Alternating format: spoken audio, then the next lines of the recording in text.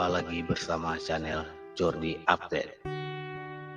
Hari kiamat merupakan kejadian yang super dahsyat, yaitu setelah hari yang ditentukan Allah SWT. Maka atas perintahnya ditiuplah sangkakala As-Sur oleh malaikat Israfil. Seketika itu bergetarlah seluruh alam semesta. Malaikat Israfil meniup sangkakala pada hari kiamat berdasarkan perintah Allah SWT. Dan seketika semua manusia di muka bumi pada saat itu akan mati saat mendengar tiupan sangkakala malaikat Israfil. Abdullah bin Amr radhiyallahu mengisahkan, Nabi Muhammad SAW bersabda, apabila sangkakala ditiup, semua orang yang mendengarnya terkulai dalam keadaan mati. Dan orang yang pertama mendengarnya adalah seorang lelaki yang sedang memperbaiki kolam air untuk ternak untanya.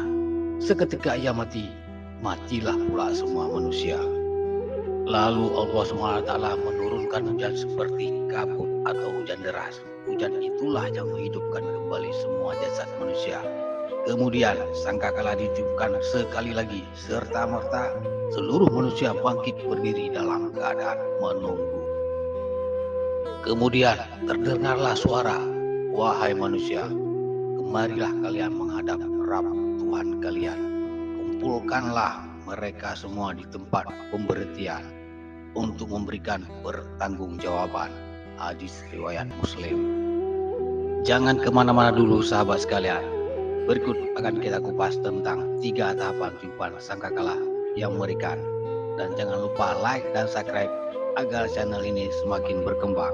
Terima kasih. Tiupan pertama, tiupan yang sangat menguncangkan. Tiupan yang pertama ini sangat panjang dan mengakibatkan keguncangan dan kepanikan semua yang berada di langit dan di bumi, kecuali orang-orang yang dikehendaki oleh Allah, yaitu para nabi dan para syahid. Tiupan ini akan mengguncang bumi seguncang-guncangnya, mendatarkan gunung dengan bumi selumat-lumatnya, meletus gunung-gunung dengan amat sehingga menjadi debu yang bertebaran, membuat laut saling beradu dan mengeluarkan api yang menyala. Langit akan pecah secara dahsyat dan hilanglah hukum gravitasi yang biasa kita kenal. Bintang-bintang berjatuhan, planet-planet saling bertabrakan, bersatulah matahari dengan bulan dan hilanglah cahaya benda tersebut. Setelah itu kondisi alam semesta kembali seperti sebelum Allah menciptakan, yaitu hanya berupa kabut dan gas asap. Tiupan sangkakala kedua adalah tiupan pingsan dan kematian. Pada tiupan kedua ini, matilah semua makhluk yang berada di langit dan di bumi, termasuk para nabi dan syahid, kecuali mereka-mereka yang dikehendaki oleh Allah, yaitu Jibril, Mikail, Israfil, dan 4 malaikat pembawa arsy. Malaikat pembawa arsy yaitu berjumlah 4 malaikat. Maka apabila telah berdiri hari kiamat, bergabunglah mereka kepada 4 malaikat yang lain.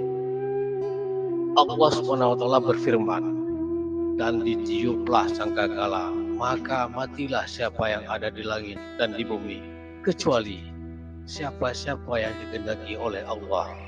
Kemudian ditiup sangkakala itu sekali lagi, maka tiba-tiba mereka berdiri menunggu keputusan masing-masing. Az-Zumar ayat 68. Kemudian Allah memerintahkan malaikat maut agar mencabut nyawa Jibril, Mikail, Israfil, dan para malaikat pembawa arsy yang keempat. Maka tidak ada yang tersisa kecuali Allah dan malaikat maut. Lalu Allah berkata kepada malaikat maut, wahai malaikat maut, kamu adalah salah satu dari makhluk-makhlukku, maka sekarang matilah kamu. Dengan demikian matilah malaikat maut, dan tidak satu pun yang tersisa kecuali Allah yang Maha Esa, perkasa, yang hidup, yang tidak pernah mati, yang awal yang tidak ada sebelumnya sesuatu apapun, yang akhir yang tidak ada sesudahnya sesuatu apapun. Kemudian Allah berkata, Akulah raja, akulah penguasa. Di manakah raja-raja bumi? Di manakah para penguasa? Di manakah orang-orang yang sombong? Dan untuk siapakah kekuasaan pada hari ini? Tak ada yang menjawab satupun makhluk, karena mereka sudah tiada atau mati. Maka Allah SWT menjawab sendiri dengan berkata, Akulah yang Maha Esa, lagi Maha Perkasa. Hadis riwayat Abu Hurairah radhiyallahu anhu, ia berkata, Rasulullah Shallallahu Alaihi Wasallam bersabda, jarak waktu antara dua tiupan sangkakala itu adalah 40. Mereka bertanya, wahai Abu Hurairah, apakah 40 hari? Lalu ia menjawab, aku tidak dapat menyebutkan. Mereka bertanya lagi, 40 bulan? Ia menjawab, aku tidak dapat menyebutkan. Mereka bertanya lagi, 40 tahun? Ia menjawab, aku tidak bisa menyebutkan.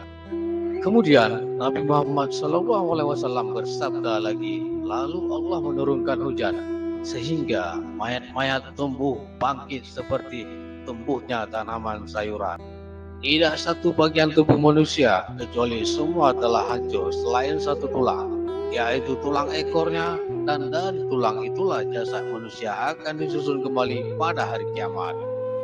Tiupan ketiga adalah tiupan kebangkitan. Makhluk yang pertama sekali dihidupkan Allah SWT adalah malaikat Israfil, sang peniup sangkakala. Kemudian Allah SWT memerintahkan malaikat Israfil meniup trompet kebangkitan. Arwah kaum mukminin akan terbang dengan memancarkan nur, sedangkan arwah kaum kafir akan menimbulkan kegelapan. Kemudian Allah berkata, demi kebesaran dan keperkasaanku, semua roh harus benar-benar kembali kepada jasadnya yang dulunya ia huni di dunia.